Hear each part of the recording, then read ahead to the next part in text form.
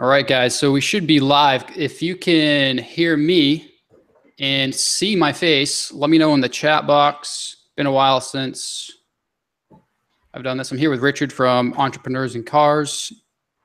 Should be able to hear him as well in a moment. Yeah, you guys should be able to hear me too. What's up? So I'm just trying to see whether I don't see any comments yet. It usually takes a few seconds to populate and then it'll come up. Okay. All right. All right. See, people are starting to come in now. Oh, I see the viewer count going up.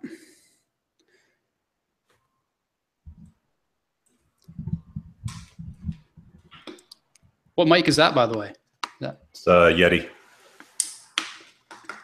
Nice. It's pretty crisp, right? Yeah. All right, guys. Yeah, you guys who are coming in right now, just let me know in the chat box if you can hear me and see me.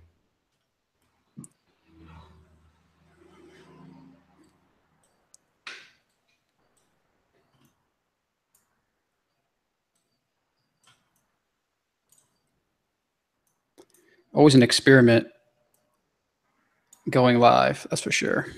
Yeah, it's always fun when people start poking fun at you. You don't even know what you're doing, man.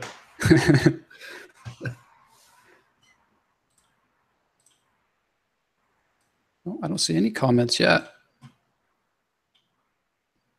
Guys, leave a comment below. Just let us know where you're kind of watching this from, maybe in the world. Let's start with that so we can see if we can pop out this comment box, take Q&A stuff. Yep. Unless I'm, you don't see the live chat box on your end, right? No, I'm just on the Hangout here. Let me see if I can get it off the YouTube channel, just on a split window here. All right. All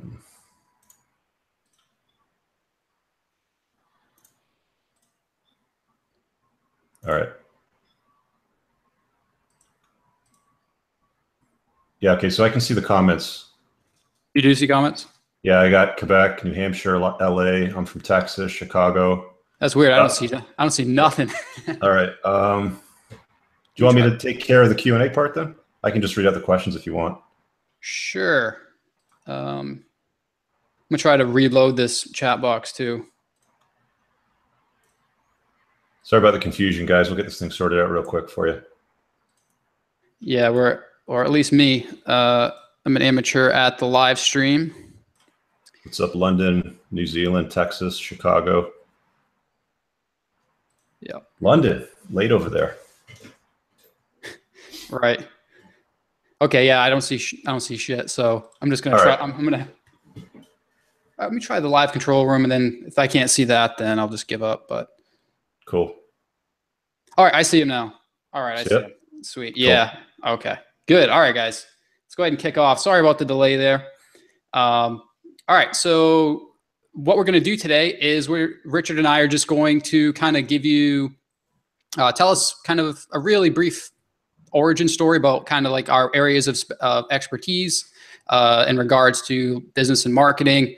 And, then we're going to open up for Q&A. So if you guys have any questions for us, then we're just going to monitor the chat box. I'm going to start off, and while I'm talking, Richard, I believe, is going to take off for a few minutes and come back. Cool.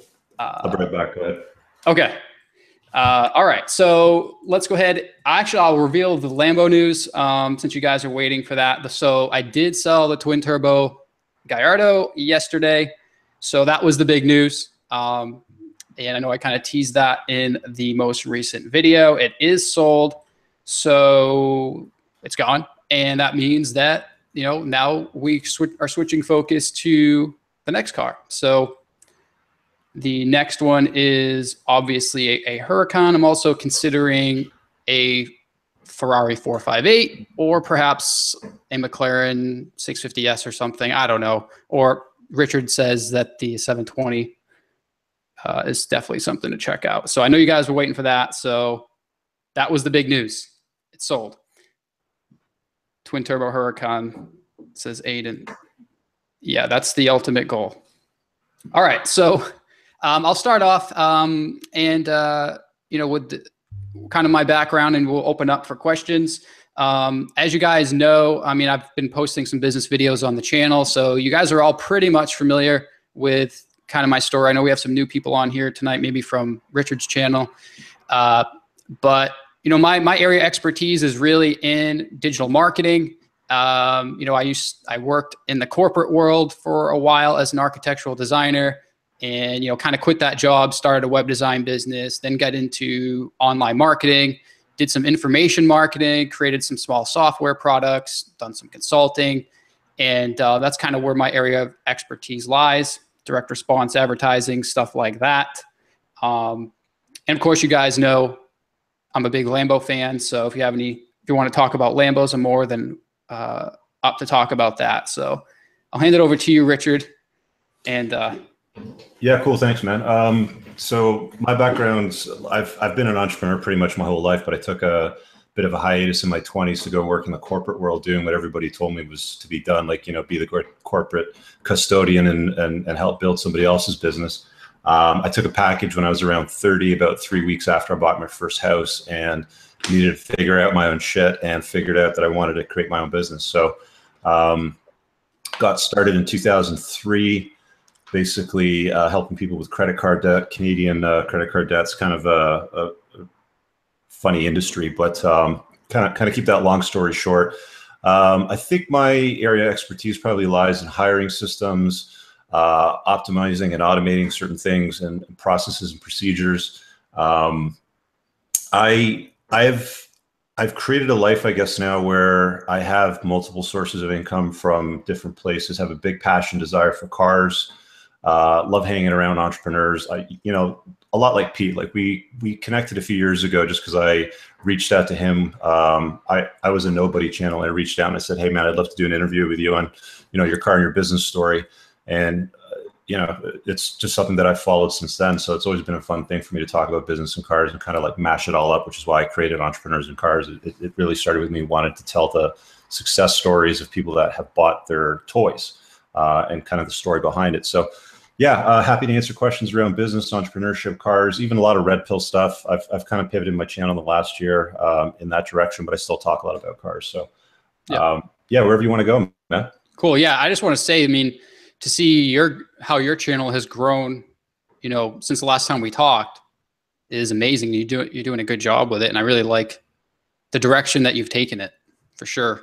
I've been a lot of it just has to do with consistency. I mean, you know, there was a guy that I met in Toronto. His name's Alex Icon, and he gave us these tips on building out your YouTube audience. So it's really just being consistent and then paying attention to the analytics. It's like with business too. Like you pay attention to the analytics with a lot of your entrepreneurial ventures and VCs and your product launches. I know you're really good with that stuff. Yeah, I mean, watching the numbers and consistency, that's definitely the key, I think. All right, so I have a feeling we're going to get probably 90% car questions here, but that's cool. I'm cool with that. Yeah, man. All right, it's Drift. He says Jeremy Clarkson's son is here in Buffalo, New York, shooting new GT commercial. I'm trying to find him. That's interesting. I'm just here to lowball you on the Lambo. Lambo's sold now.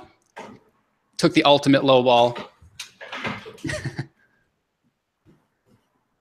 All right. Hey, Curtis is here. My one of my friends here, just down the street. Hey, Curtis.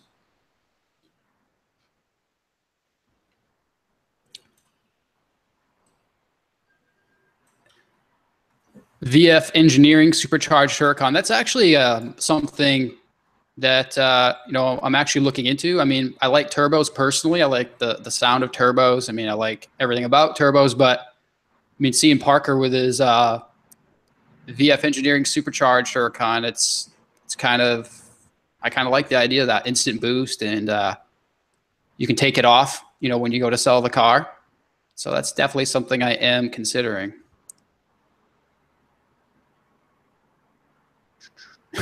Turn up the boost on the 720 to be the first. So he's basically referring to the McLaren 720S. Buy it and boost, turn up the boost. That would be.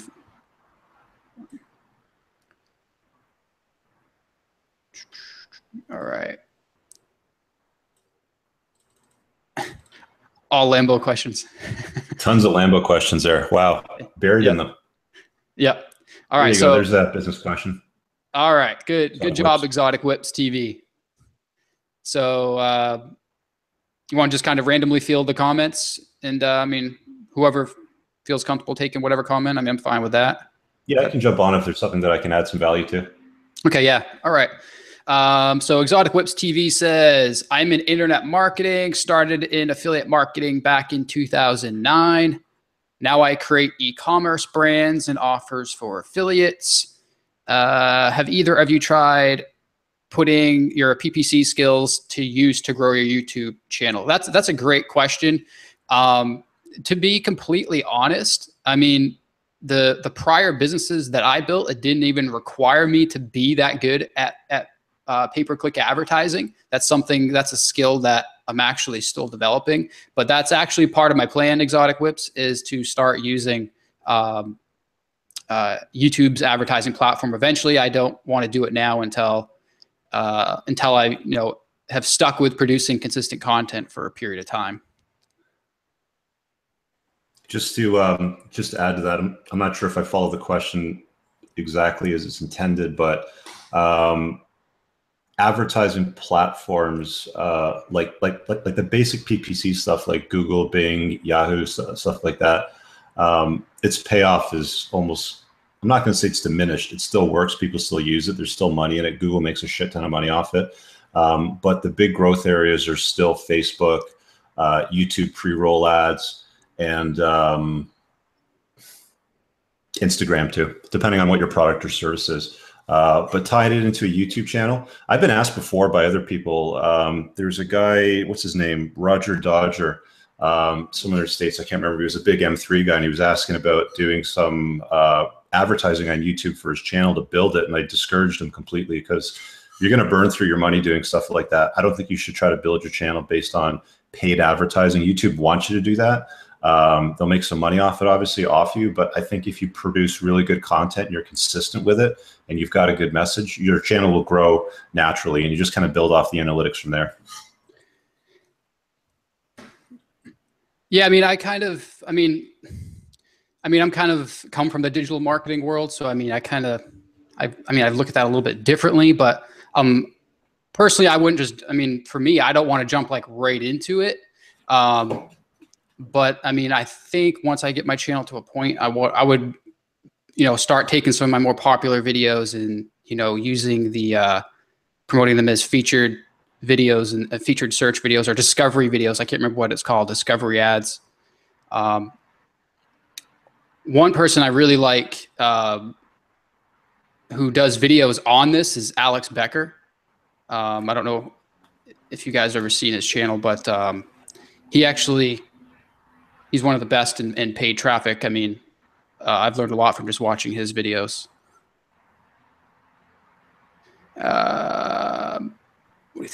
What do you think about how Chevy is doing Corvettes? I mean, honestly, I don't really have an opinion on that. I don't really follow what Chevy's doing, but it looks kind of cool. Yes, second on that. I really do like the look of the Corvette, but it's still a Corvette. I'm not opposed to them. I love all cars. I really do. It's just I like fast German cars. It's just my thing. Yeah. Will Motivation is in here. Wait, what's up, Will?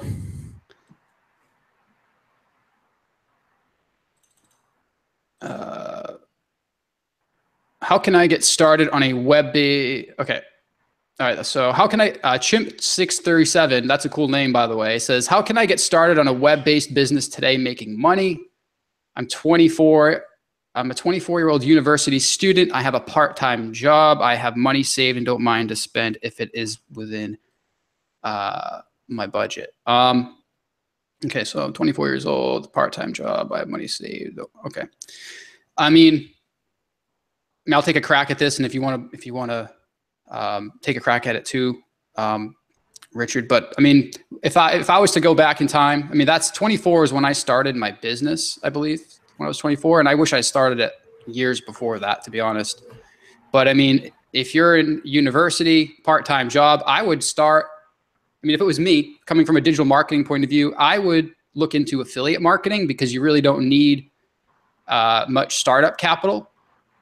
you just need to learn advertising, direct response marketing, things like that, copywriting. So that would be an area that I would tell myself if I was going back in time to look into right away, would be affiliate marketing, because you can start getting a return rather quickly without much money to invest up front. So, I mean, I know there's a lot of different things that, as far as e-commerce is getting more popular within the past couple of years. That's something I don't do anything in, is e-commerce. But for me, I would say affiliate marketing. Just gonna jump on that and add something else. The the whole concept of a web-based business today is start making money. I've coached a lot of entrepreneurs now, probably for the last 5 or 6 years, and one thing that I see that's a common mistake that a lot of guys go is they go chasing money. I just want to make money. I want to drive the nice car. And actually, I'd love to hear your opinion on this, because you chase the money and you got the nice car, but I think what you end up finding out is if you're very laser focused on just chasing the money and some material object, you may end up hating what you built.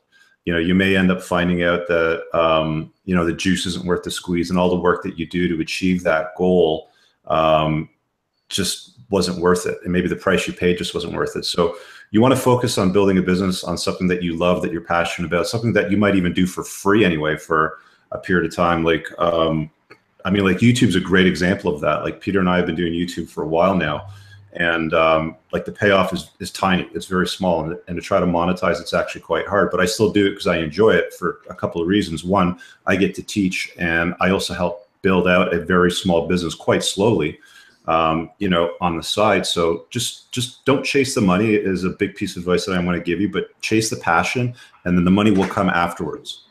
Yeah, that's a good point, and something I didn't even think about. And as I've gotten older, and I'm 33 now, when I started my business, it was all about the money. It was honestly, I'm starting this business not only because I had to quit my job and I needed to make money, but as soon as I replaced my day job income, I was like, all right, now it's time to get that fucking Lambo I've been wanting, right? That was the only thing I thought about, and I just obsessed over that until I got it. And after a while, I mean, everyone says this, but I mean, after a while, it's true. Once you buy the cool car, you buy the house that you want, you're like, all right, that's cool, but what now? Then you start looking for, are there ways to get fulfilled? If that makes sense. So, I mean, I can understand wanting to chase the money at a young age. Definitely. It may motivate you. That may be a big motivating factor if you're young, you're just getting started, but always don't just do something just for the money.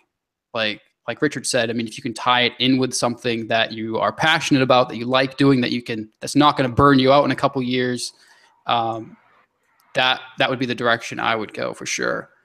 And obviously it's cool to have, it's nice to have the cool cars. It's nice to have the cool possessions, but you start looking for other deeper ways to get fulfilled after that. So you want to help people more. You want to give back. You want to, and Richard talks about this on his channel a lot. Or at least in one video, you start looking for experiences versus having things. And I can definitely relate to that.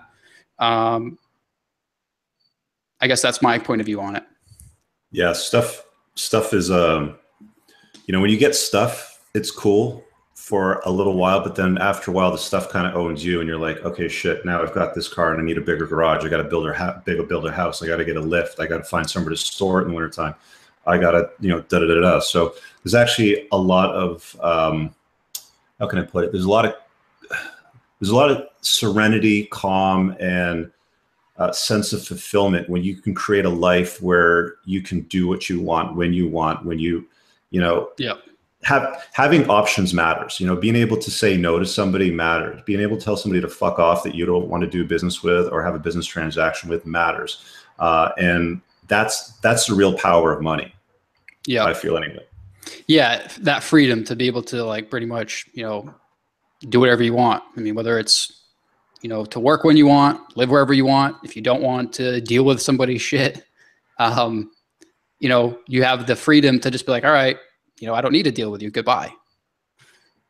Versus if you're in a job, I mean, you got to deal with that boss you hate every day.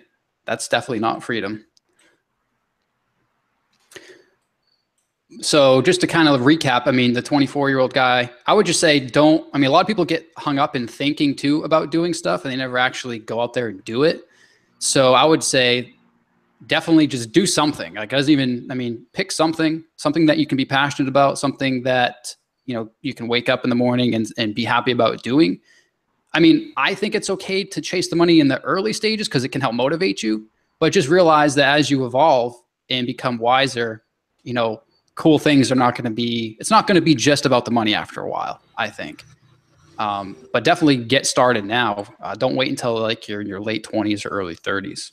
Yeah, definitely do something. Don't wait till later. I mean, if there's anything that I could have done differently, I would have done this when I was 20, 18, 12, whatever. Like, you know, time flies. You know, you can always make more money. Even if you start a business and it sucks and it crashes and burns, you'll take a lesson out of it. But you've at least started something. You know, you'll be way further ahead starting at a younger age.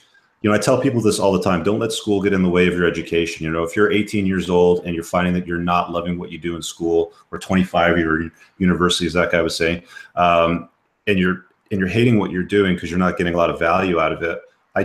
I tell guys all the time that are in a startup phase, well, you know, if you skip a semester, use that money to try and build a business. Even if you take 10, 20 grand and try to build a business, you know, the worst that can happen is that it fails. The best lesson that you'll get in life is trying to start a business and it not working out and it failing. The best that can happen is you might create the next $1 billion, you know, whatever, fill in the blank. And even if it's not $1 billion, you could create a 6 or 7 figure business that creates a great little lifestyle for you. Nothing better than that, to be perfectly honest with you. Yeah. And once you get going, for sure, and I could talk about this all night, but once you get going, you're going to have people who you think, you know, love you or out for your best interests, like your family, your friends. They're going to call, they're going to call your ideas stupid. They're going to say, why don't you just, you know, stay with your job and be happy with your job? Why don't you, like everyone else does, right? And be a drone like everyone else. And you just kind of have to realize that they come, I mean, for the most part, at least in my experience with family, they really do mean well with that, because they don't want to see you fail and kind of, you know, they don't think it's possible because they've never actually gone out there and tried to start a business. So they're just telling you these things to kind of protect you. But as long as you go into that realizing that, then you can kind of deflect that stuff and not let it drag you down. Because most people, I mean, can get dragged down by that and not really get anywhere. Yeah, and just to add to that, you know, what got you to where you are at is not going to get you to where you want to go. So there's going to be people in your life that you're going to need to let go of. And you've got to be hard on shit. Like, you got to be hard on people in your life. There's going to be friends that you're friends with today that you will not be friends with in 5 years' time because of, you know, the new chapter in your life. If you keep doing what you've always done, you're always going to get what you've always gotten. So when you pivot and when you change direction in your life, especially in your business, to become a better version of yourself, there's going to be people that are going to judge and criticize you and say, that's dumb. Why didn't you just get a real job? You know, you should have married so-and-so. Don't listen to the naysayers. You know, take a look at their results. And if you don't like the results that they're getting, don't be afraid to tell them to fuck off and move on in your life and do what you want to do to make yourself happy. Yeah, good point. Yeah, I mean, look at them. Like, look at the person giving you that feedback. Like, have they ever run a successful business? Have they achieved the things that you are trying to achieve? If yes, then listen to them. But if not, I mean, like Richard said, tell them to fuck off and do your own thing. I mean, most people are not entrepreneurs. All right.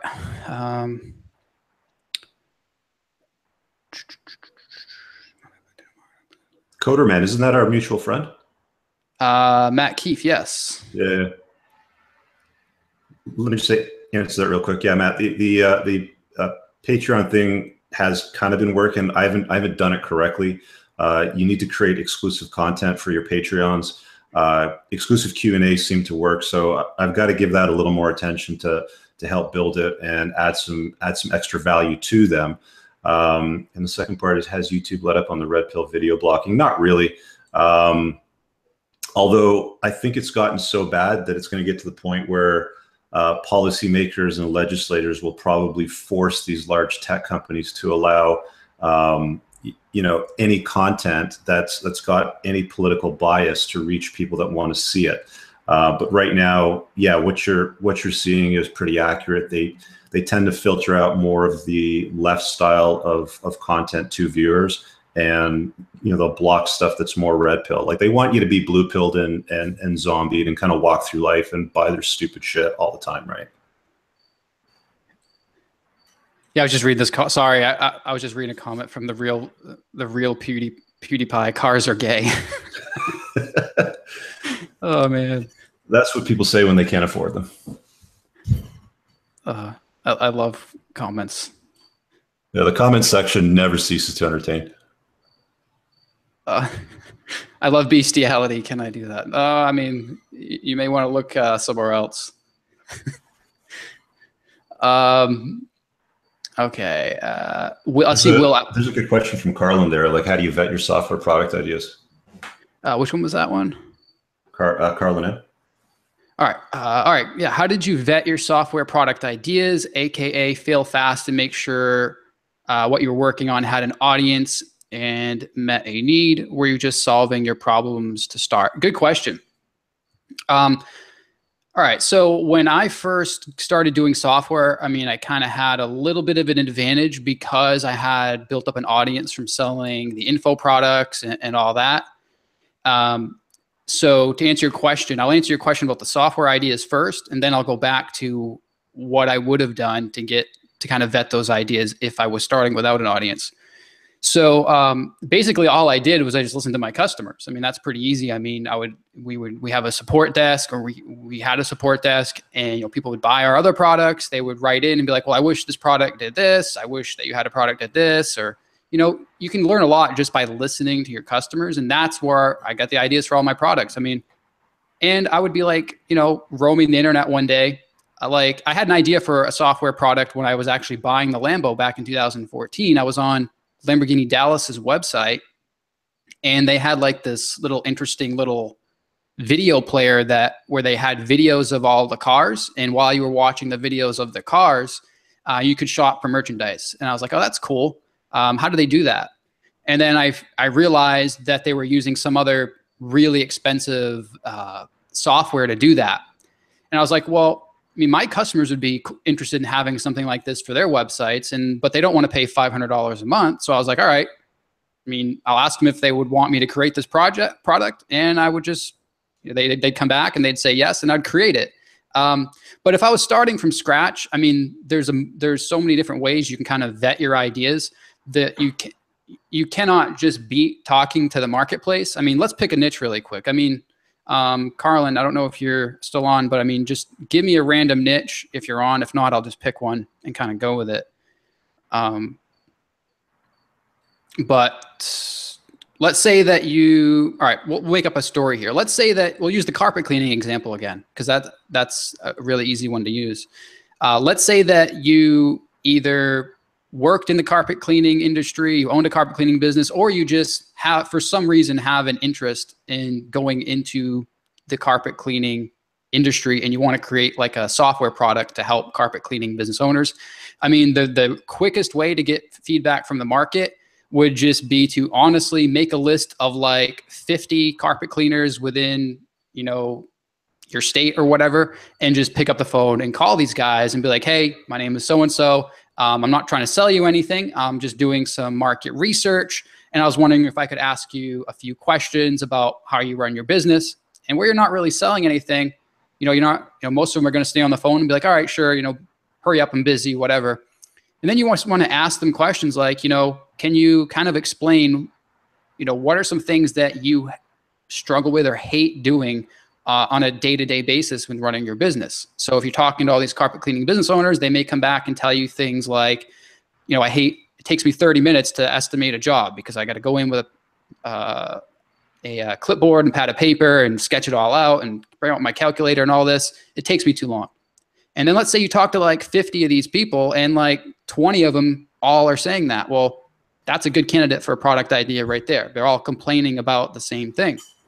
So you just need to say, all right, well, how can I provide a solution to help them get rid of this problem? Well, you could just create an app with your phone or for an iPhone where they can just go to a job and maybe somehow take a picture of the room and it estimates the room, you know, just by taking a photo. I mean, I don't know if that's possible. That's just a, you know, an example, but nothing beats talking to the market and picking up the phone and calling people. You can simply go on in Facebook groups and whatever niche that you're going into and see what people are complaining about. And, you know, you want to make a list of that. And the most popular things that people are whining about, you know, when people are whining and complaining, you know, that's money right there. Let me ask you a question, Pete, because I want to get your opinion on this. What do you think about the difference between selling a vitamin or painkiller? You know, the vitamin's like a multivitamin. It's supposed to be preventative maintenance. So like a vitamin would be like, you know, prevent your credit score from getting hacked. Pay X amount of dollars per month. And, you know, we'll do 37-point checks every single month to make sure your credit score's fine. Nobody's violated, blah, blah, blah. Versus the painkiller, which is like, let me help you get out of debt. You know, like you've already got debt. I'm going to resolve the pain for you. Here's your aspirin. Let's solve that. Like, what do you think about the two differences there? I'm just curious about your opinion. So these people, I mean, they're obviously aware that they have the debt problem, right? Well, it's not the best example because I know from my own experience in the business, they're really not aware. But yeah, let's talk about the concept or the principle of the painkiller versus the multivitamin, you know, like the preventative sort of service or product. Preventative, like kind of preventative products. I mean, me personally, I've never really tried to venture into that world to kind of promoting something that's like prevents a potential problem from happening. Cause I mean, I always go after problems that are out there. And so painkillers.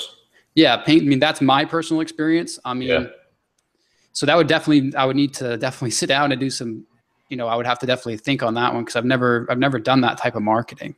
I've done some dabbling in the preventative service, you know, like the, you know, like the multivitamins sort of thing. And I don't think it sells as well as a painkiller. You know, painkillers people want immediate gratification. So if you're in the business world, you want to create a business, you want to become an entrepreneur. I think my recommendation is, you know, pretty much the same as what yours is, which is sell some sort of painkiller. With that said, though, as you said that, it just reminded me of something. In the niche that I sold a lot of info products and software in, there are also some people. I didn't sell products like this, but there are also some people who would sell like plugins and software that you could basically hook up to your WordPress website, and it would prevent it from being hacked. So I guess that would be kind of a product that like what you're talking about, right? Right. And what they would do is they would basically educate them on, hey, here's how bad your life will suck if your website gets hacked. Oh, don't believe me? Here's all the stats. Here's how many websites get hacked in an average day, or how many WordPress websites get hacked in an average day. You don't want this to happen to you. So what do? Introducing product. I mean, that's the way I've seen it done. I've also seen like people would kind of like a plugin creator, like this guy created a plugin that you could add to your WordPress site and it would kind of prevent it from being hacked. And he's like, all right, watch me hack a live website in 3 minutes. And he would go hack the website and he'd be like, see how easy it is to hack a website. And then he would go into the stats and he'd be like, oh, imagine what it would look like if your website got hacked. You wake up, you know, your website's defaced. You can't log in. You can't take any orders. Imagine what this would look like. Make them see what that future reality would feel like if their website got hacked. Make them kind of feel that emotion. I think that would be the key, I think. And then kind of transition into, well, what do you do to prevent that? Here's the product, or here's, you know, what you need to prevent that, and then kind of segue into the product.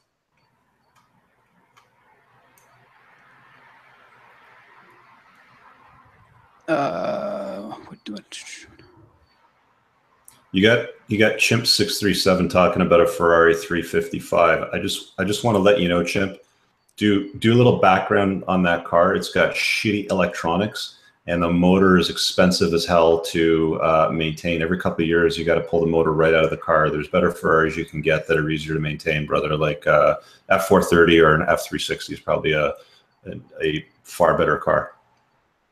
Yeah, don't you have to pull the motor on those like every 27,000 miles or something? Every 2 or 3 years, I believe, you have to pull the motor out for full overhaul. It's like 12 grand. It Oh doesn't my make God. any sense, but they fixed that with the 360 and the 430 onwards. So, the maintenance on it was quite a bit cheaper. I have a friend that owned two 355s, and he said the electronics in them were shit. Like the wiring they used was very low quality metal. So it would corrode. Yeah, I see. Yeah. I had the DSMs would do that. Um, the CPU connections or something would corrode and the car wouldn't even start. Right. But right.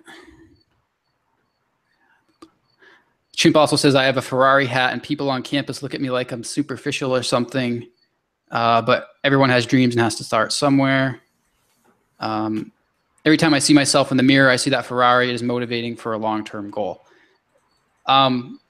Yeah, I mean, I definitely can relate to that. I mean, it's definitely, I mean, for me, definitely my whole life, for some reason, I've always been able to kind of like visualize what I want and just kind of like obsess over that. I think a lot of entrepreneurs have that, are able to do that. So, I mean, whether it's wearing a hat, making your phone background the car you want, I've got a Verde Scandal Huracan on my desktop background right now. I mean, keep whatever you want. I mean, even if it's physical things, just to kind of get you going. Keep it in front of you all the time so you see it. Like right next to me, you can't see it, but I have a list of all my 2017 primary goals. They're right here. I cannot forget about them. So, I mean, write your goals down, whether it's wearing a Ferrari hat, whether it's wearing a shirt, whether it's making your desktop background, whatever. Keep that stuff in front of you and you will not, so you cannot forget about it.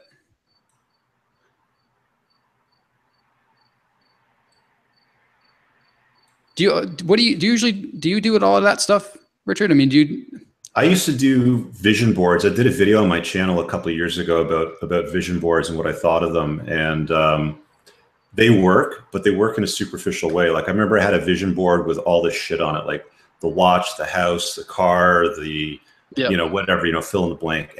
And I got all those things. And I found out like after a while, like after building the custom home when I was married, I was like, this is just not fulfillment. It didn't create happiness. And I adopted the practice of creating a painted picture, which is a little bit different. So what you do is you basically lean out 3 years into the future, and then you paint this picture of what your life is going to look like. And if you search on Google for company name painted picture, you'll find examples. Like if you go to Google right now and you type in total debt freedom painted picture, you'll probably find the one that I put up for my business. I think it was around 2000, either 13 or 14. But you paint this vivid picture of what your business is going to do, what the company culture is going to look like, how the world's going to perceive it, how your customers' experience will be. What other categories were there? There's like a whole bunch of them. So when it comes to my personal life, for things that I want to achieve, I'll lean more to the direction of doing a painted picture. It's like a vivid vision. Like you basically write what you want to happen. You don't have to worry about how to make it happen, but when you know what you want, all you have to do is connect the dots, because it's basically 3 years in the future. It's like, okay, here I am today. And then you ask yourself, as you're sitting here right now, is what I'm doing going to get me to these goals? Okay, so if you're visual, like a vision board works. If you're not as visual, you can write, like a one-page summary on what you want your future to look like in 3 years' time. And then it's pretty simple. If what I'm doing right now is not going to get me that, then stop doing it and do what gets you to that. And then you'll kind of figure it out on your own. Yeah, I mean, it sounds like so simple, but I mean, once you set like, whether it's writing down, whether you do the vision board or whatever, you definitely do want to clearly define your goals, whether they are superficial or, whatever floats your boat. Definitely get specific about it. And I do the writing down thing too. I mean, I write down like what I want my life to look like 1 year from now, 3 years from now. And then I just kind of have like a very broad idea of what, right now, what I would like to see it look like, 10 years from now, but I don't get specific at that because things can change. But, if you can be specific and kind of say, yes, this is what I want, make a list, put it where you will never forget about it. And yeah, like Richard said, like when you're doing something, when you're home on a Friday night and you're thinking, well, my friends want to go out to the club. Should I go out? What's going to help me get closer to those goals? Going out to the club or staying home and working on, learning Facebook ads or learning whatever it is you're trying to do? And it's a simple answer, staying home, working on the business. I mean, when I was working at a day job, I had no friends. Honestly, I had no friends because, I would come home from work and I would be working on my websites. My girlfriend left me because of it, because she didn't really understand. But, those are the sacrifices. I mean, sometimes you have to make, I think. I mean, at least in the early days, to kind of get traction and get going and figure out what you're doing.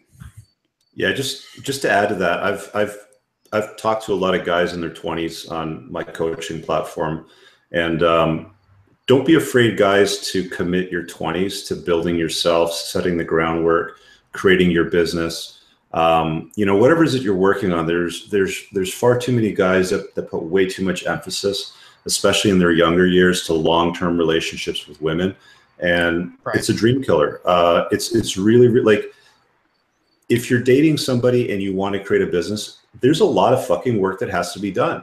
There's going to be a lot of long nights, a lot of sleepless nights. You're going to have all kinds of problems that are going to come up. And she's either with you or she's not with you. And if she's not with you and she gives you a hard time about you not spending enough time with her because you're trying to create something that's got some long-term value, then don't worry about it. Focus on yourself, because women will come and go in your life. Mm-hmm.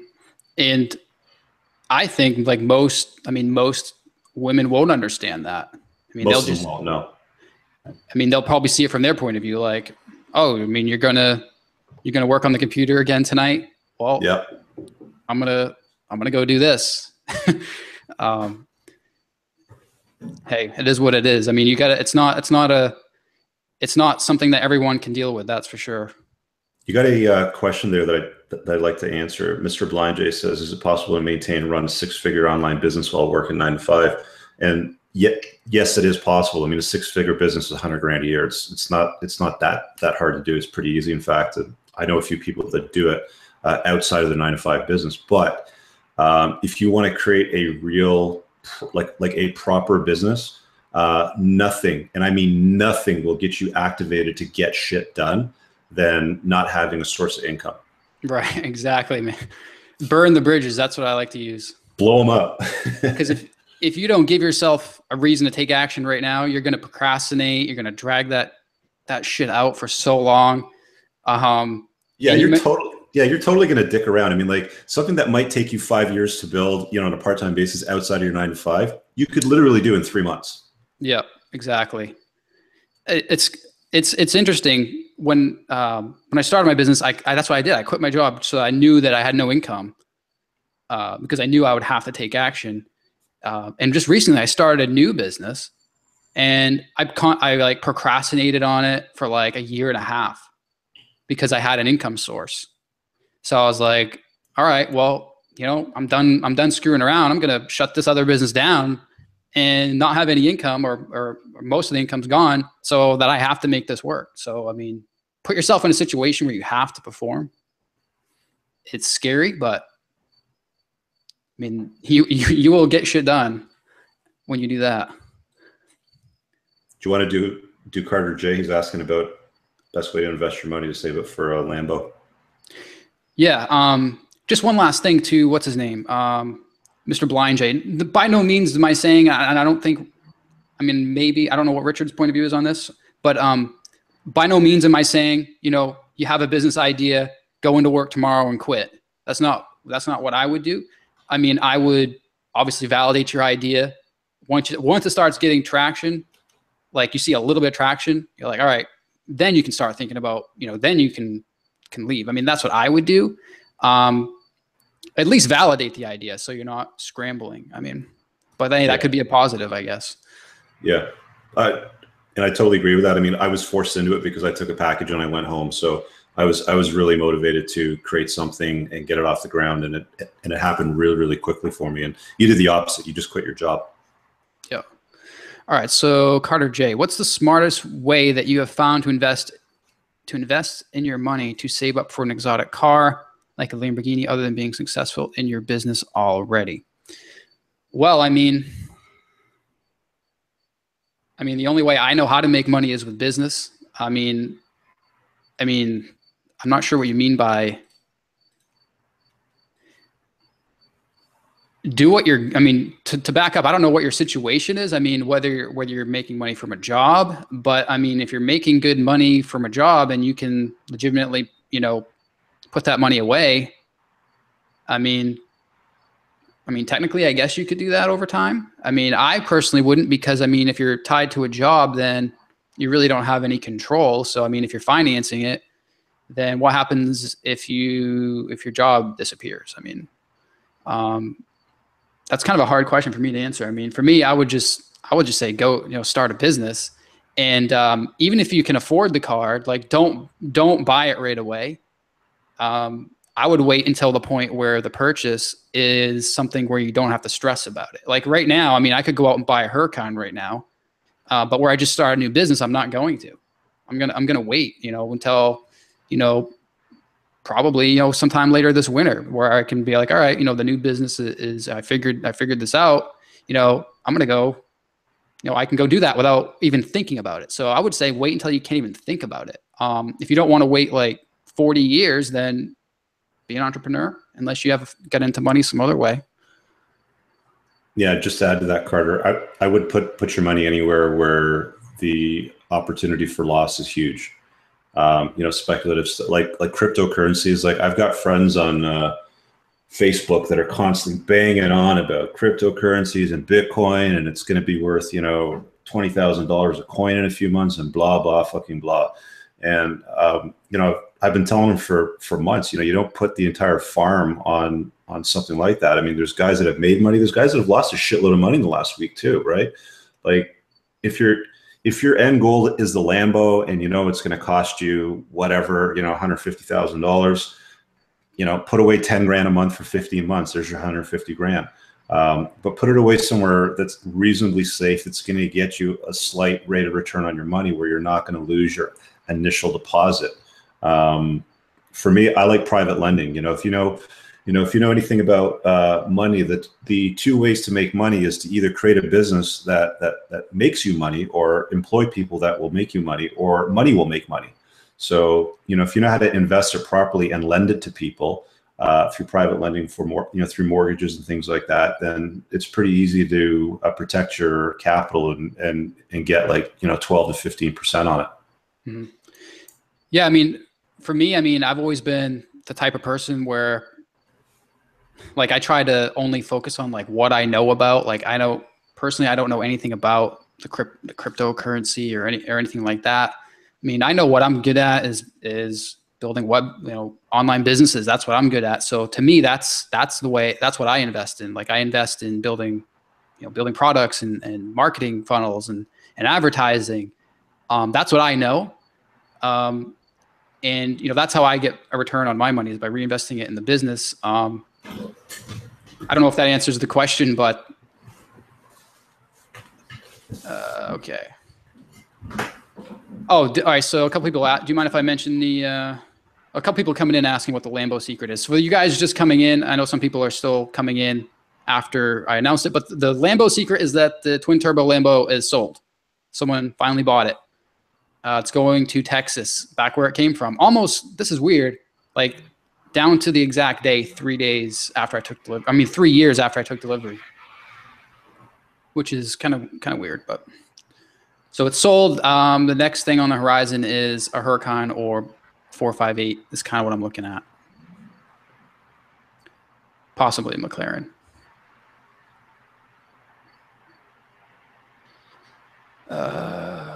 How about Precise's question there? I'm 19 with no money, no job, but I have business ideas. Any tips?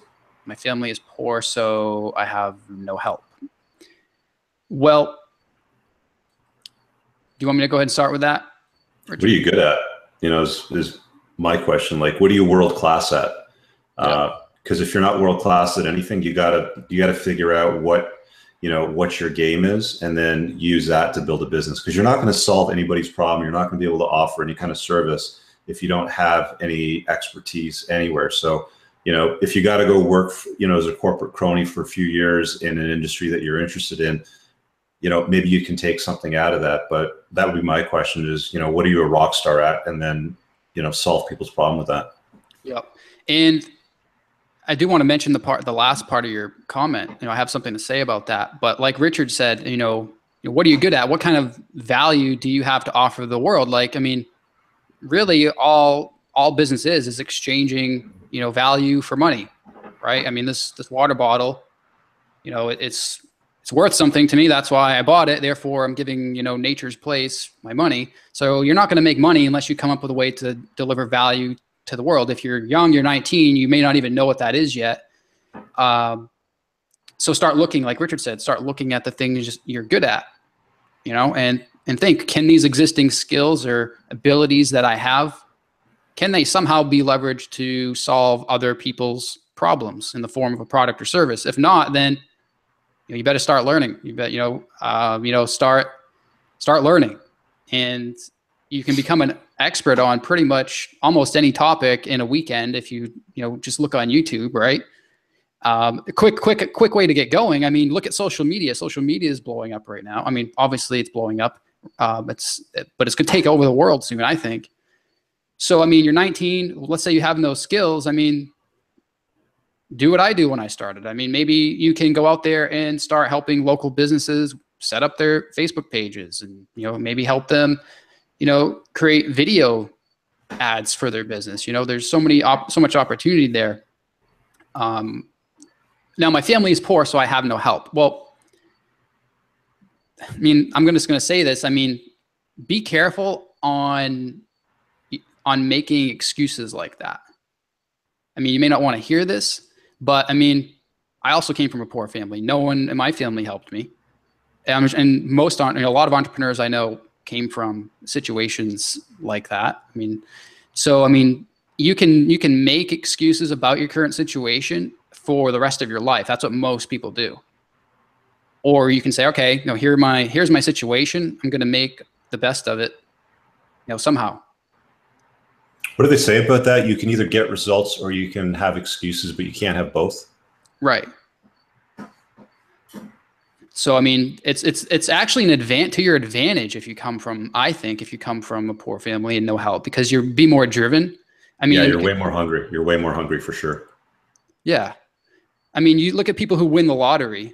I mean, you read about it all the time. I mean, I don't even know if this is kind of, I'm kind of going off topic here, but I mean,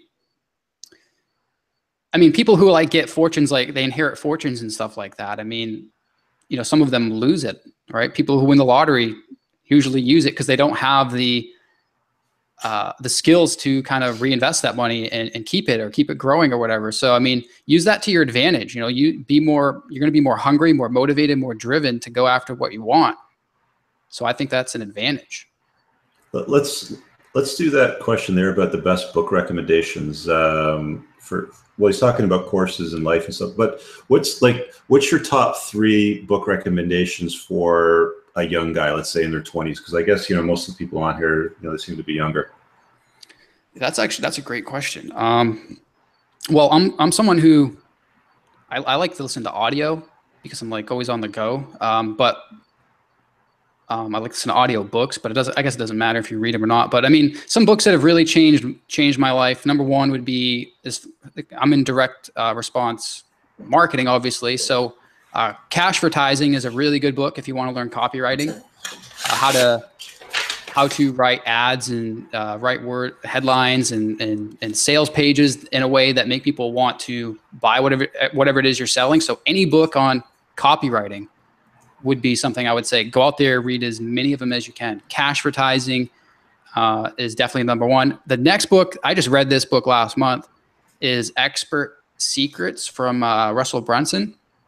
And this may not be for everybody, but actually, you know what? If you're building any type of business, I would definitely recommend you look at this book, because what it does is it tells you how to kind of really, who's your target audience, and how can you create a culture around your business so that people want to follow you, right? Instead of just getting customers, you're getting like I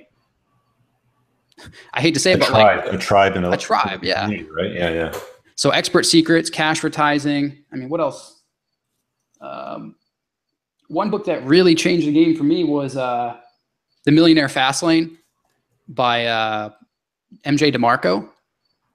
If you're just starting out, that'd be a good one to read for sure, because it kind of explains how to build businesses that don't limit you based on you hustling all the time. Build a business that you can walk away from and let it run, and you can eventually sell it later. So Cashvertising, Expert Secrets, and The Millionaire Fastlane for me. Cool. Sorry, I'm just jotting these down. I actually wrote down Cashvertising because a friend of mine mentioned it to me a few months ago as well. I used to follow Joe Sugarman. I met him at a event in Mexico. He's a big copywriter. So, oh, really? Yeah, I totally agree. If you're going to get in business, a skill that you've got to master is how to market your service. And I've heard you say this before in your videos, Pete, where it's like, you can't sell anything if you don't know how to sell it. Like, you got to market it, right? So you have to have a in-depth knowledge on how to market the product or service that you're putting out there, because you could have the best thing in the world and putting it out on a Kickstarter or on a social media platform. It's not, it's going to be crickets. You have to know how to get it in front of the right people. So definitely echo that. Okay, so my top 3 books would be probably, I'll start with Richard Branson's Losing My Virginity, because that was the book for me that kind of kicked it off. It's more of a biography, and it's like his story about how he was so relentless in everything that he did. So I'll make that book number 1 for business. Book number 2 that really moved the bar for me when I was younger, I think, is probably Maximum Achievement by Brian Tracy, which really meant a lot. It'll certainly get you moving, and was that one again? Get you off your butt. Maximum. What was the second part of that? Achievement. Brian Tracy. It's one of his older books. I think I probably read it about 15, 20 years ago. But we tend to make a lot of excuses in our lives. I would start a business, but I'm broke. I would do this, but I don't have the skills. I would, whatever it is, it's your butt, it's your bullshit story. Just get off the bullshit story, and you can do it. Like, the difference between somebody that's successful and somebody that's not successful is the guy that's successful did the work, and even when he fell down, he got back up and he did it again, and he was, he kept pushing forward. And I think the last and final book that I would recommend to people to read, especially guys, is The Rational Male by Rollo Tomassi, because there's, like, a big part of men's lives is always the opposite sex and women, and nothing, and I mean nothing, can fuck up your life harder than choosing to partner up with the wrong woman. So you have to kind of navigate through life with a lot more awareness when it comes to the opposite sex, dealing with women, intersexual relationships, long-term dating strategies, short-term dating strategies, marriage. A lot of guys don't get women, and that's part of the reason why I pivoted a lot of my channel into a lot of red pill awareness stuff. Is it really throws guys off track all the time when they choose the wrong woman. Yeah, I mean, coming from someone like, I had absolutely no idea how to deal with women, like, my entire life, and I was afraid to talk to them. I would always pick the wrong ones, and so, I mean, if I ever have a son, I mean, I'm going to make sure that he learns about that the right way, because I mean, you really do need to know. I mean, because a lot of guys, I mean, they'll get someone pregnant when they're 19, and you can pretty much know what the rest of their life is going to look like. I mean, and it's not always the right person, that's for sure. I did have another book that I wanted to mention, but I can't even think of the name. It's by yeah, I'll look at that later. All right. So Precise says, I've been watching MJ DeMarco's interviews on YouTube. I need to get that book. Yeah, I mean, definitely give it a read. It's definitely 4 years old by now, I think, but he's got a new one too that I haven't read yet.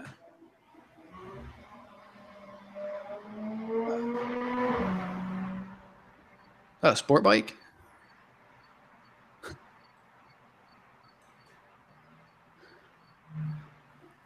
How about K Chat's question there? How did either of you find other like-minded entrepreneurs to interface with, to help motivate and learn from? Well, I can kind of go on that if you want, and then kind of pass it to you. Go ahead, start, man. All right. Lost the question. All right. So here's the thing. I mean, most people that you know right now are probably not going to be entrepreneurs. I mean, it's probably going to be really hard. I mean, to find like-minded people. I mean, at least for me, it was. I mean, I'm kind of in the sticks, but I know when I got the Lambo, I definitely started networking and meeting other people who are entrepreneurial minded, and that kind of really just kind of exploded the people that I associated with, and I got rid of the bad people. So that was an advantage that I got from buying the car that was priceless. But if you're starting out, I mean, go, look in your local area, see if there's like local meetups and things like that. You definitely want to associate with people who are either where you want to be or on the same path, because you really are the average of the 5 people you spend the most time with. So if you're hanging out with people who are bumming you down all the time and saying you're an idiot, or, they're all about drinking drinking their lives away, partying, you're going to probably end up just like them. So, I mean, local meetups, Facebook groups is a good one. I mean, because then you're not really limited by geography. I know I belong to some Facebook groups. Like I just paid $9,000 to hire someone as a mentor this week. Someone who's where I want to be. And I'm part of this group now, and these guys are like, this guy's way above where I've been able to make. He's where I want to be. So I paid to join this group, but a lot of groups are free. You can join Facebook groups on entrepreneurship. Secret Entourage is a good one, I think. I mean, if you're just starting out, Facebook groups, local meetups, it may be hard to find someone in your local circle, I think. So yeah, to add to that, echo a lot of what Pete said with, surrounding yourself with the right people. You become the average of the 5 people you spend the most time with. If you hang around with 5 losers, you're going to be the 6th. If you hang around with 5 broke people, you're going to be the 6th. So you got to be intentional with your life, with who you hang around with and who you spend time with. Like I said earlier, you can always make money back, but you can never make time back. So, if you find, like, a really good litmus test for people is, if you find out that you're sitting in a room and you're the smartest person in the room, you're in the wrong fucking room. Like, you have to spend time with people where you're in a room where you're the dumbest guy in the room. So you have to be intentional about finding ways to do that. And like Pete said, he spent $9,000 to join a business organization. I think the most I spent in a year was probably about $35,000 in Entrepreneurs Org, Maverick Business Adventures, YPO, Mastermind Talks. So a lot of guys I've found from my own experience with coaching are really, really cheap. They don't want to spend money to gain the knowledge or the experience. A lot of that shit's free. You can watch YouTube videos, you can read books, you can get the experiences, but there comes a time where if you're stuck on something and you need coaching, it's okay to pay for it. There's actually a really good platform where you can hire coaches on a by-the-minute basis. It's called Clarity.fm. I coach on that platform actually for entrepreneurs, for people that want advice and tips on red pill awareness and navigating, life through women and stuff. But if you look up marketing, if you look up copywriting, if you look up hiring systems, if you look up company culture, anything you're stuck on, you can pay somebody by the minute for their advice to help you get unstuck. So sometimes you got to pay money to get the experience and the knowledge that you want from somebody. The best shit ain't free. So don't think for a minute, well, I watched the video, so I've got all the answers, or, why should I pay for that? It should be free.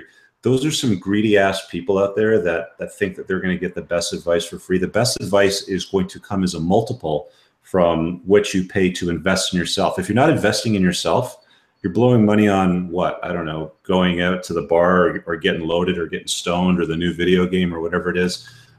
You just have to be intentional. And like Pete said, like, start small. There's Facebook groups, there's meetup groups.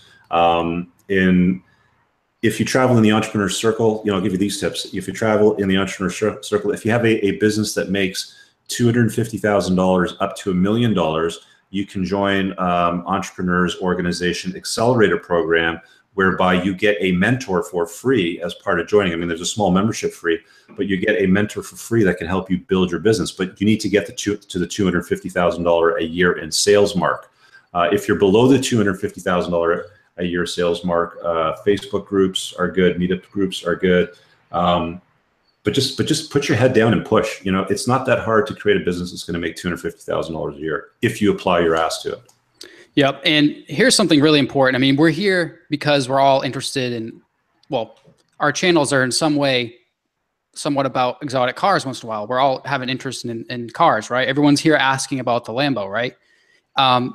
Think about that for a minute. Why do we all like these exotic cars? It's because they are expensive, they're hard to get, and not everyone has them. So we, as humans, value things that cost a lot. Obviously, that's just the way we are.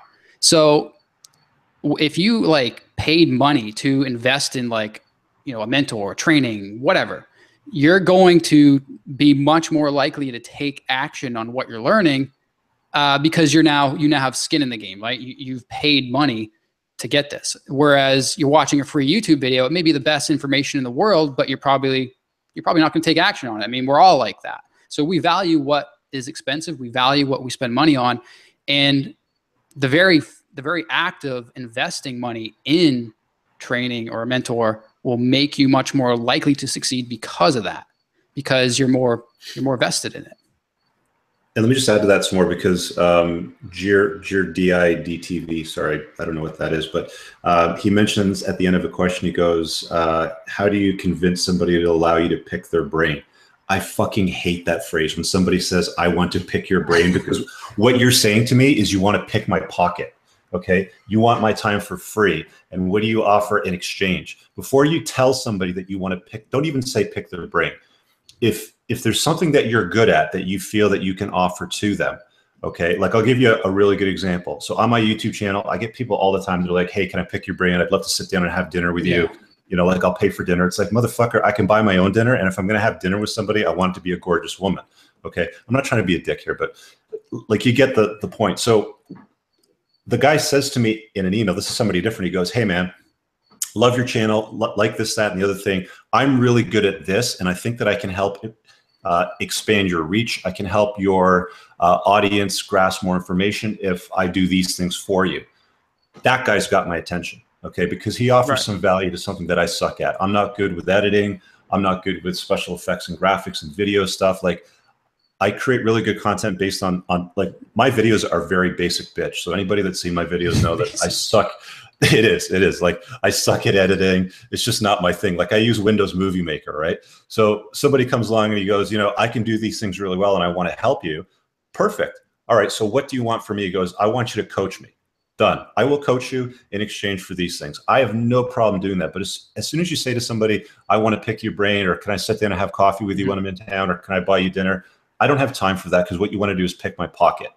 Yeah, I can totally relate to that. Like, I mean, I'm sure you probably get it more than I do, but I mean, you get messages from people and like, hey man, here's my number. Would love to get some marketing advice from you. Call me when you're free. I'm like, do you really think I have time just to call random people I don't know, just to, give you free advice? I mean, if you want to get someone's help, I mean, if you want to get someone's attention, like Richard says, I mean, lead with value.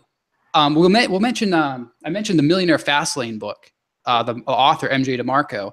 When I was just when I bought his book, I kind of wanted to, I didn't have the balls to ask him for advice, but I was kind of like trying to get his attention somehow.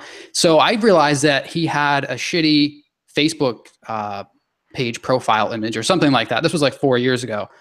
And I had some Photoshop skills. So I made him a fancy looking one. I was like, hey, MJ, I enjoy your book. Check out this new graphic I made for your Facebook page. Enjoy. I didn't even ask for anything in return. I mean, I'm not saying you have to do exactly that, but if you want to get someone's attention, you want to get their help. I mean, don't just go to them assuming that they somehow owe it to you to get on the phone with you or to give you free advice. Lead with value. So if you're really good at something, can you use that to help this person somehow? That's going to get their attention. Like Richard said, he had that guy come and say he could help with editing or whatever. Richard needed help with editing. So boom, he's got his attention. Exactly. Yeah. Never come at somebody with, you owe me some shit. Like, I want to pick your brain. I want your time. I want whatever. come to them with value, like Gary Vaynerchuk's book, Give, Give, Give, or Jab, Jab, Jab, Right Hook. It's basically give, give, give, and then ask. So, similar concept with, YouTube creation. I create video content, and at the end of my video, somebody's watched to the very end of the video. I say, hey, if something in this video resonated, or if you're stuck on something similar to this, you can book my time here, clarity.fm/Richard Cooper, and pay for my expertise, sort of thing. So that's what that routine is. Give somebody value before you ask for something back. Come at them with something that you think that you can solve the problem. Like, I'll give you a really good example. So when I reached out to you, Pete, it was, I don't know, 2 or 3 years ago, and I said, let's do an interview. And, I was nobody, I had a channel with nothing. Around the same time, I also reached out to Matt Farah on, the Smoking Tire. He had a way bigger audience, but I didn't reach out to him like, hey man, I want some tips on how to create videos, around cars and stuff like that.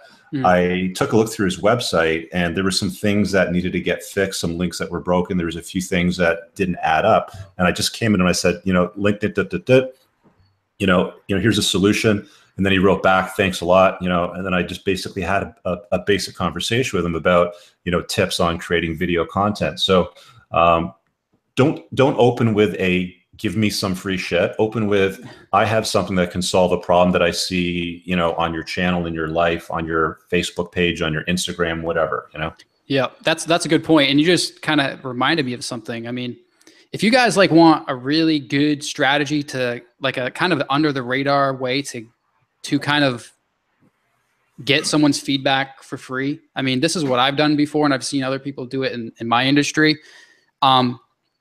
Is to ask them to come on for an interview.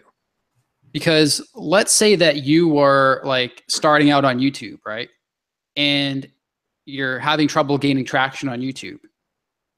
Well, and you have your top 10 YouTubers who you look up to, right? I mean, you could just send them a random message and say, hey, random YouTuber, how about you help me out and give me some tips on how to grow my channel? I see this all the time, even though I haven't given my channel that much attention in the past year, but I get these questions all the time. But instead, how about you interview them? Say, hey, I'm starting a new show for, whatever, dog trainers. I'm starting a new YouTube channel about expert dog trainers. I want to get to the best dog trainers in the world on my YouTube channel. So I'm going to start interviewing some of the best dog trainers in the world. I realize that you have a lot of experience in this area. Would you like to come on and be a guest on my show? Then you can build a channel around interviewing people who have that information that you want. And as you're interviewing them, ask them the freaking questions that you want to know, and they're going to answer them on the interview. We did this all the time in in internet marketing niche. Yeah, that's pretty much what I did with you when we first chatted a few years ago, actually. Now that I'm thinking about it. Yeah.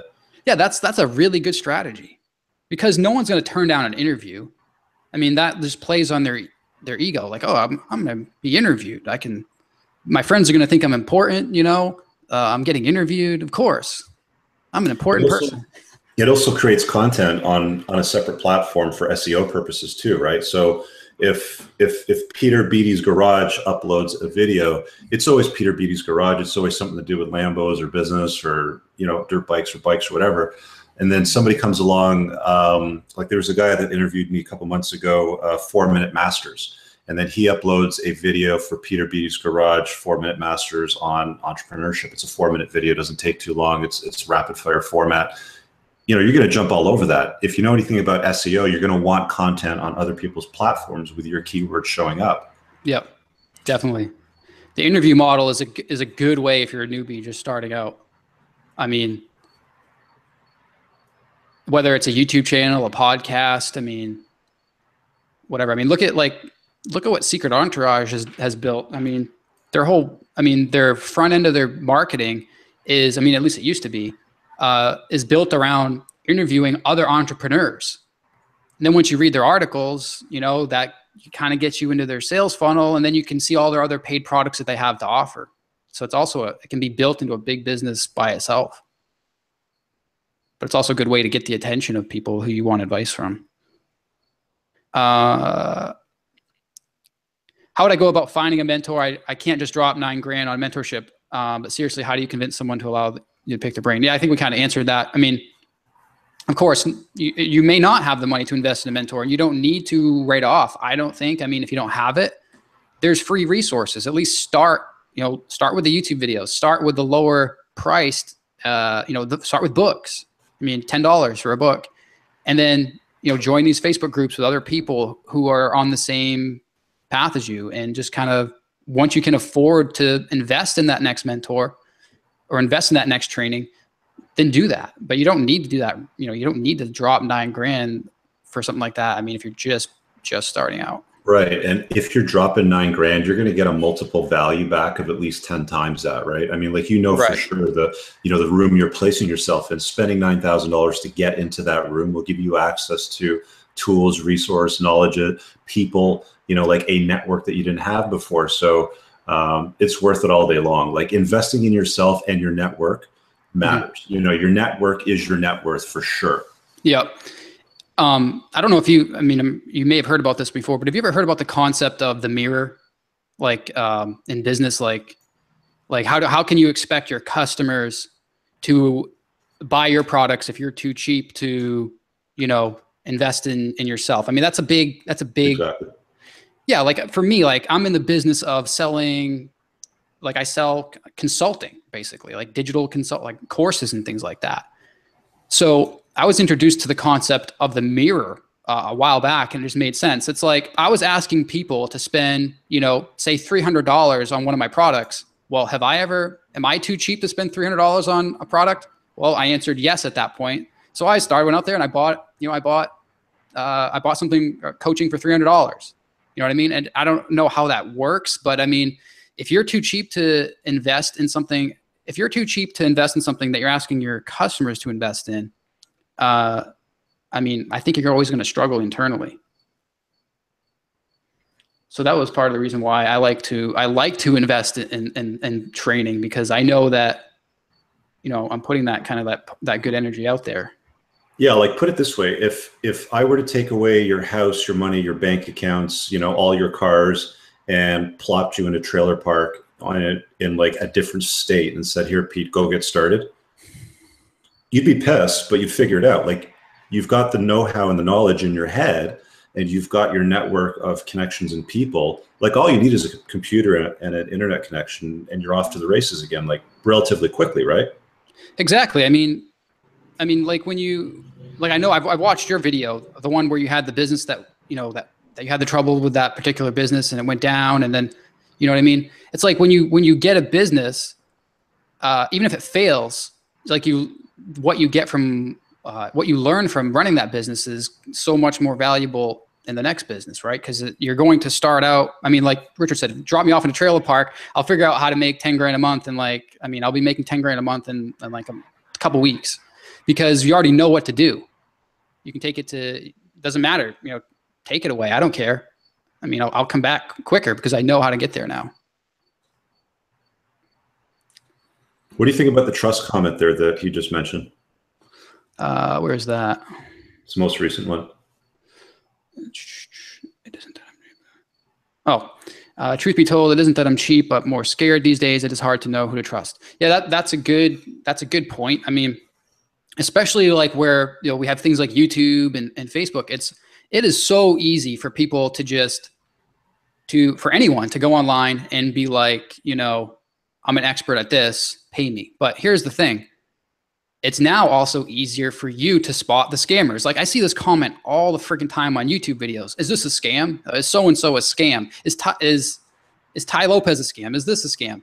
Well, the world that we live in nowadays, it's virtually impossible for scammers to exist. I mean, think about it. Someone screws you out of money, they're probably screwing other people out of money. Well, that person is going to be outed all over YouTube and social media in a matter of hours, and they're out of business. Like, look what, I don't want to say, but we just saw another popular YouTuber kind of out another business who screwed him. And I wouldn't want to be that other business right now, right?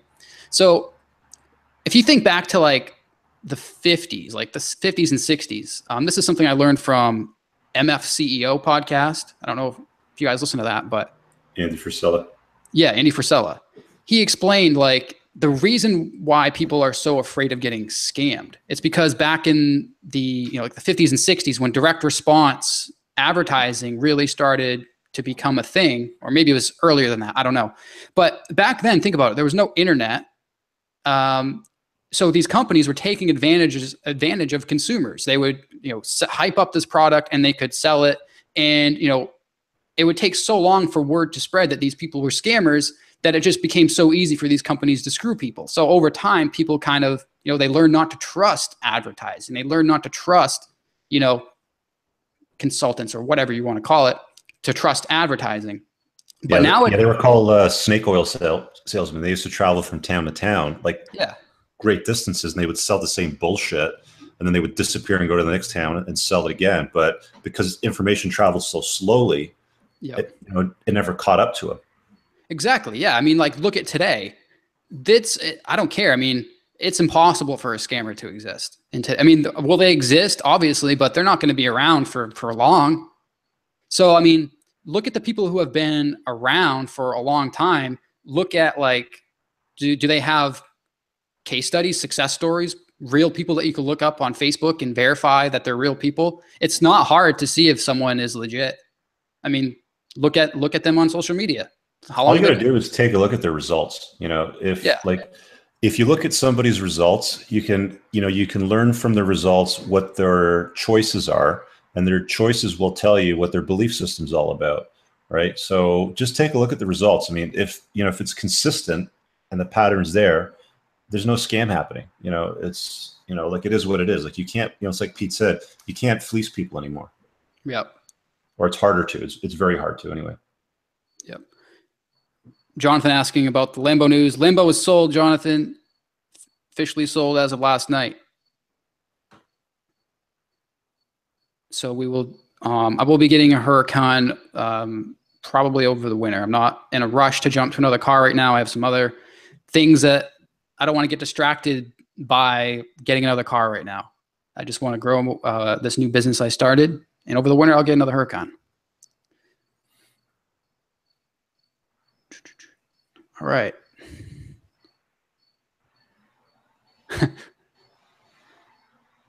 My value has always been my hot sister. Well, hey, I mean, we could go anywhere with that, but I'm not going to go there.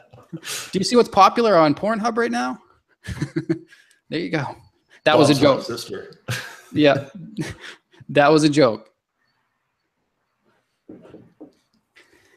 Okay. Do you want to do a couple more and wrap it up? Let's say, we've been on for about an hour and a half. Do you want to wrap it up in 10 minutes? Sure. How about 8:30? 8:30? Yeah, sounds good. Okay.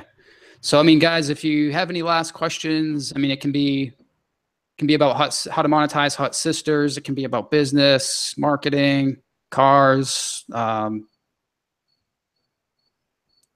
relationship. I'm not that good at that advice. I'll leave that part to Richard. Let's do this. What's one thing right now that you're stuck on in your life that would really move the bar if you could fix that problem? Write that in the comments right now. Hey, Josh Hayer, the Josh Hayer. I went to high school with him. How's it going? What do you think, Huracan versus Aventador? I personally like the Aventador just because the door is in the V12. Yeah, we were just having this. I was just having this conversation this morning with Emily. But the single clutch automated manual sucks. I drove a Aventador SV and I hated it. Really? It looks sexy, that's for sure. But oh yeah, it looks amazing. I think looks wise the Aventador, but performance Huracan.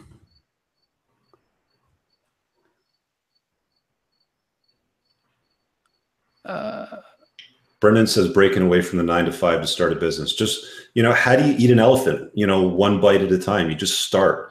In the absence of clarity, do something, make a move, do something. You'll learn from it very quickly. It's either going to get traction or it's not. So, saying the break away from the 9 to 5 to start your business. Well, do you have a business? What's the idea? Are people willing to give you money for your business idea, your product, service, whatever it is, that you're planning on solving? Start with one little step at a time, right? Mm-hmm. Yeah, and I don't know how late you came on, but you're definitely going to want to watch the recording when it's posted because Richard and I talked about burning your bridges. Someone asked a question about if they had a job, what to do. Okay. How about J-Ride TV's question? I'm a pilot, but I'm thinking of putting that to the side and launching digital products, but in one day buy my own plane and fly or my time. Thanks for the advice. Oh, okay. You're welcome. You know what? Let me just add to that concept of exchanging time for money. You're never going to achieve a great amount of wealth and freedom and options in your life if you're always exchanging time for money. So, you know, I don't know, let's use a plumber that makes $20 an hour. I don't know what they make. You know, there's only so many hours in a day that they're awake that they've got available to work. They're only going to make so much money. You know, so exchanging time for money, just be very careful with that. What you want to do is you want to try to create something that pays dividends, multiple returns. You know, like I said earlier, you can either make money through investing money, so money will make money, or people will make you money, or if you have some kind of recurring revenue product. I know, like a lot of Pete's stuff is recurring revenue products or product launches, but subscription-based revenue is great. So if you can do that, where you can create something once and then it pays you over time. Mm-hmm. Yeah, and just a kind of a quick lesson here that you mentioned that. I mean, one of the biggest lessons that I ever learned in business, because I actually, you know, I kind of fell into like the internet marketing industry, and I was so young and really didn't have much wisdom at all. I would just be chasing the money. I would, you know, launch a product, and then after the product was launched, the sales would basically drop off to nothing. And then I was like, oh, what do I do now? Like I just made like 30 grand, but what am I going to do for the next, you know, the next 11 months? I would have to create a new product, launch it. It would go back up and it would go back down. So, I mean, do something that can, like, don't always chase the big paydays. I mean, some businesses are naturally, you get those big paydays and it goes down. But even if that's the case, I mean, you got to figure out a way to fill those roller coaster dips. You know, recurring revenue is definitely will do that for you. And you want a constant flow of new leads into the business too. That's where like paid traffic comes in for online anyways.